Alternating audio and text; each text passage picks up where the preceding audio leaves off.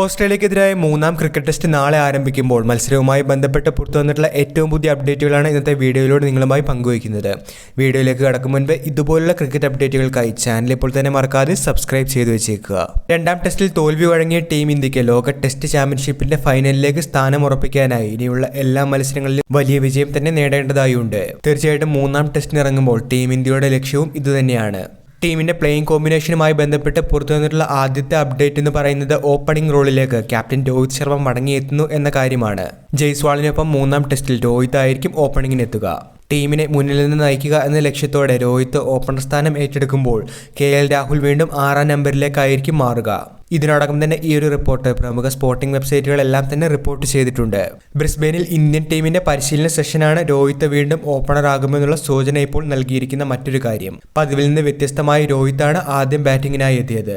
മറുഭാഗത്ത് മൂന്നാം ടെസ്റ്റിന് തയ്യാറെടുക്കുന്ന ടീം ഇന്ത്യയിൽ നിന്നും ഒരു സന്തോഷ വാർത്തയും എത്തിയിട്ടുണ്ട്. അഡ്ലൈഡ് ടെസ്റ്റിനിടെ പരിക്കേറ്റ ജസ്പ്രീത് ബുംറ പരിക്കിൽ നിന്നും റിക്കവർ ആയിട്ടുണ്ട് എന്നും മൂന്നാം ടെസ്റ്റിന് അദ്ദേഹം അവൈലബിൾ ആയിരിക്കുമെന്നും നെറ്റ്സിൽ ഇന്നലെ നടന്ന പരിശീലന സെഷനിൽ ബുംറ പന്തെറിഞ്ഞുവെന്നും ടൈംസ് നൗ ഇന്ത്യയാണ് ഇന്ന് റിപ്പോർട്ട് ചെയ്തിരിക്കുന്നത്. പരിക്കിന്റെ യാതൊരു ലക്ഷണവുമില്ലാതെ മുഴുവൻ പരിശീലന സെഷനുകളിലും ബുംറ പന്തെറിഞ്ഞിട്ടുണ്ട്.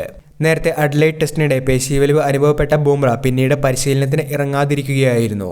ബുംറയുടെ പരിക്ക് സാരമുള്ളതല്ല എന്ന് അന്ന് തന്നെ ടീം മാനേജ്മെന്റ് അറിയിച്ചിരുന്നുവെങ്കിലും അദ്ദേഹം മൂന്നാം ടെസ്റ്റിന് അവൈലബിൾ ആയിരിക്കുമോ എന്നുള്ള ആശങ്കകൾ നിലനിന്നിരുന്നു.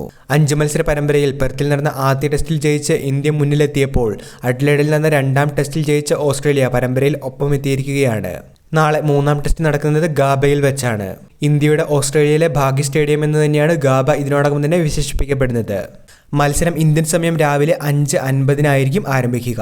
5:50 മുതൽ 7:50 വരെ ആയിരിക്കും ഫസ്റ്റ് സെഷൻ.